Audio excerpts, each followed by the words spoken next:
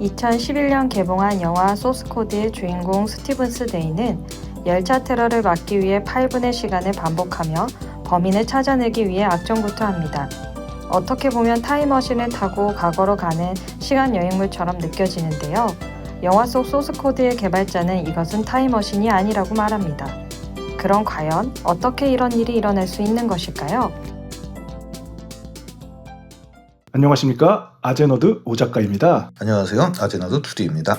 저 프롤로그에 소개된 영화 소스코드, 이 영화 재밌게 보신 분들도 많겠지만 또 영화가 좀 불친절해서 내용이 잘 이해가 가지 않는다는 분들도 좀 계세요.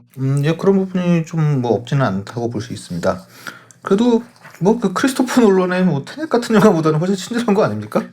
테넷, 엔트로피, 그거 진짜 좀 이해하기가 쉽지 않았어요. 예. 크리스토퍼 놀란 영화 얘기하는 시간은 아니니 아무튼 오늘은 이 영화 소스코드에 나오는 다중우주에 대해 알아보도록 하겠습니다. 다중우주는 저번에 인플레이션 다중우주 때 얘기한 거 아닙니까? 또 다른 다중우주가 있는 거예요? 예, 저번 시간에 소개했던 인플레이션 이론에서 파생되는 다중우주는 무한에 가까운 거품 우주들이 생겨나고 있고, 그것은 지금도 현재 진행형이고, 따라서 무한의 우주가 있다면 지금 우리 우주와 같은 우주도 무한히 있을 수 있다는 이론이죠. 네? 즉 평행 우주가 존재한다는 내용이라고 할 수 있습니다. 그럼 또 다른 다중우주는 뭐가 있습니까? 아니 지금 우리 우주도 완벽히 모른다면서 무슨 다중우주도 이렇게 종류가 많은 거예요? 완벽히 모르니까 이런저런 이론이 나올 수 있는 거 아니겠습니까? 예전에도 한번 언급해드렸던 과학계의 유명한 말 있지 않습니까? 떠난 버스와 여자와 우주로는 잡지 마라. 곧 새로운 것이 나타난다라고.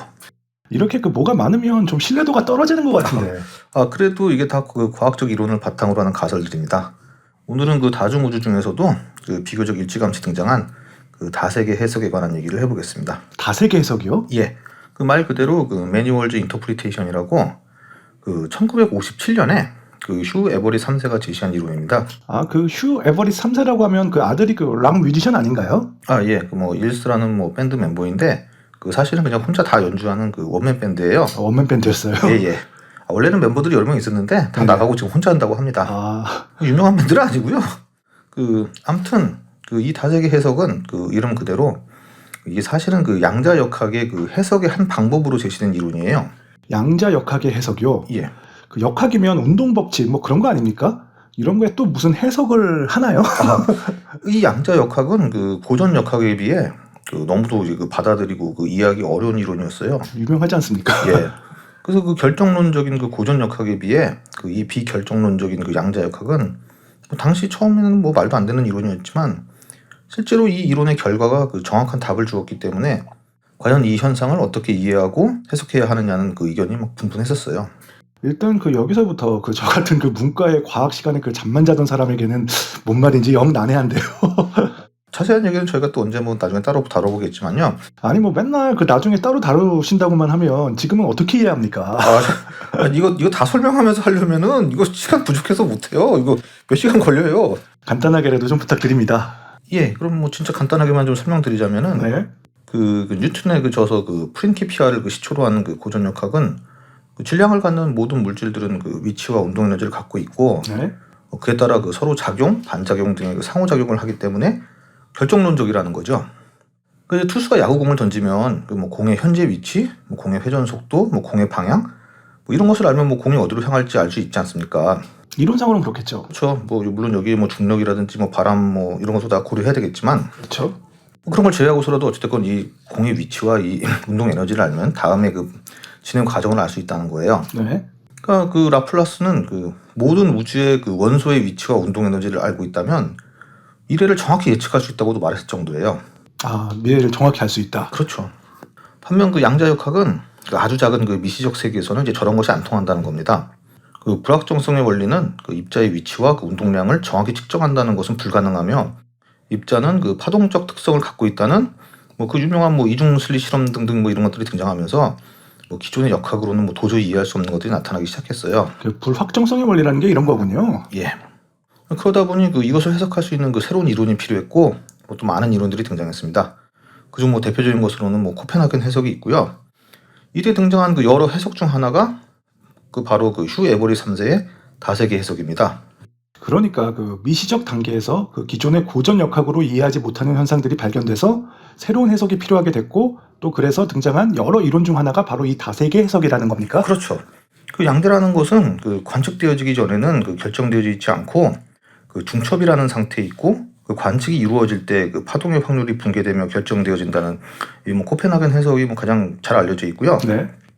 그 외 뭐 데이빗 보험 등이 주장하는 그 뭐 파일럿 웨이브라는 뭐 아직 우리가 모르는 그 숨겨진 힘이 있어서 그것에 따라 결정되어진다는 그 숨은 변수 이론 등등 여러 가지 이론이 있는데 이 다세계 해석은 그 중에서도 이제 꽤 파격적이었어요. 그 어떻길래 그 파격적이라는 거죠? 이 다세계 해석은 그 양자 중첩의 그 확률적 가능성은 그 실제로 다 존재한다는 거예요. 이건 또 뭔 소리입니까? 그 슈레딩거의 고양이는 들어보셨죠? 너무 많이 들어봤죠? 뭔지는 정확히 모르겠지만. 예. 이 슈레딩거의 고양이는 그 상자 안에 그 고양이가 있고 그 독극물이 나오는 밸브가 이제 안에 있어서 이게 열릴 확률과 안 열릴 확률이 반반이면 그 고양이는 그 상자를 열어보기 전에는 살아있지도 않고 죽어있지도 않는 즉 그 삶과 죽음이 중첩된 상태로 있는 거냐 이게 말이 되는 거냐라고 하는 사고 실험인데 다세계 해석을 여기에 적용하면 고양이가 살아있는 세계와 죽어있는 세계가 서로 분리되어 각자 따로 진행되어 간다는 겁니다. 무슨 말장난 같은데 이게 무슨 말이 됩니까? 이게 즉 이 세상은 그 셀 수 없이 많은 그 양자적 중첩 상태가 발생하고 그때마다 이제 그 다른 갈래로 이제 각각 우주가 뻗어나간다는 거예요. 그러다 보니 뭐 정말 모든 상상의 세상이 다 가능합니다.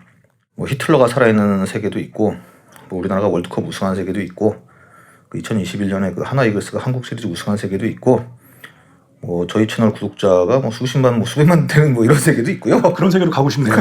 그러게 말입니다. 하여튼 뭐 모든 이런 상상의 시나리오 된 세계가 다 있을 수 있는 거죠.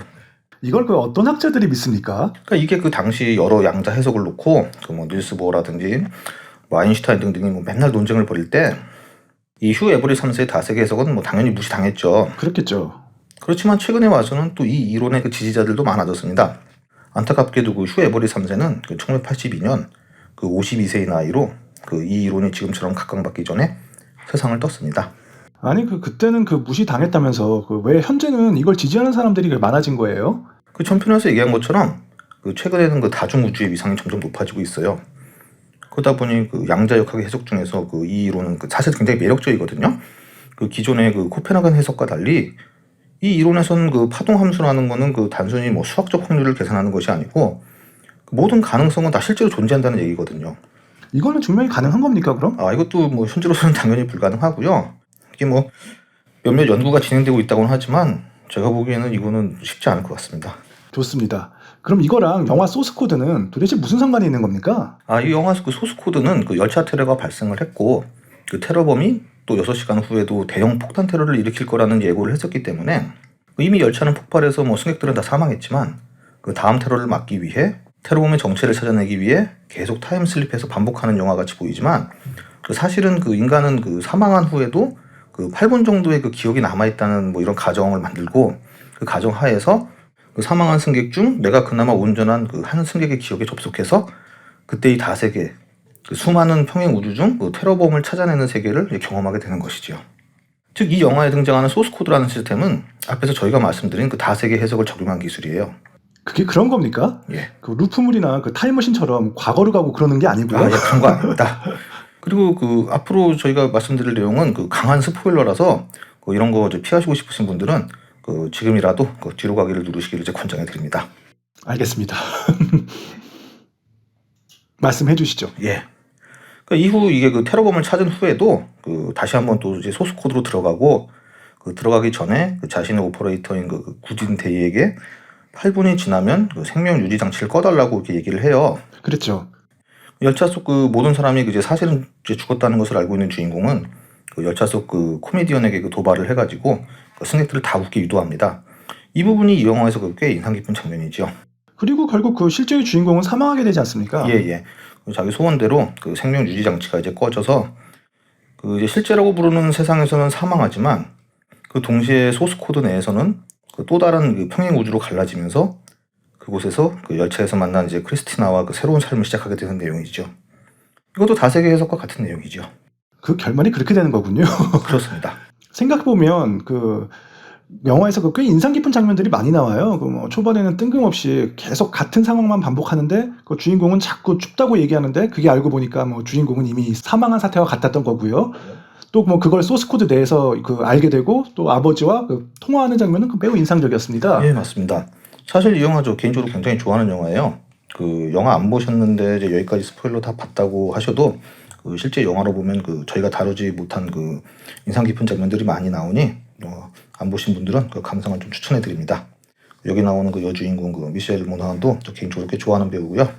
오늘은 영화 소스코드로 알아보는 양자 역학과 다 세 개 해석에 대해 한번 알아봤습니다. 재밌으셨다면 좋아요와 구독 부탁드리겠습니다. 저희는 다음 영상으로 다시 찾아뵙겠습니다. 지금까지 아제노드였습니다. 감사합니다. 감사합니다. 자, 영상 유익하게 감상하셨는지요? 다음 시간에 더 재미있고 유익한 영상으로 찾아뵐 것을 약속드리며 좋아요와 구독 부탁드리겠습니다. 지금까지 아제너드였습니다. 편안한 일상 되세요.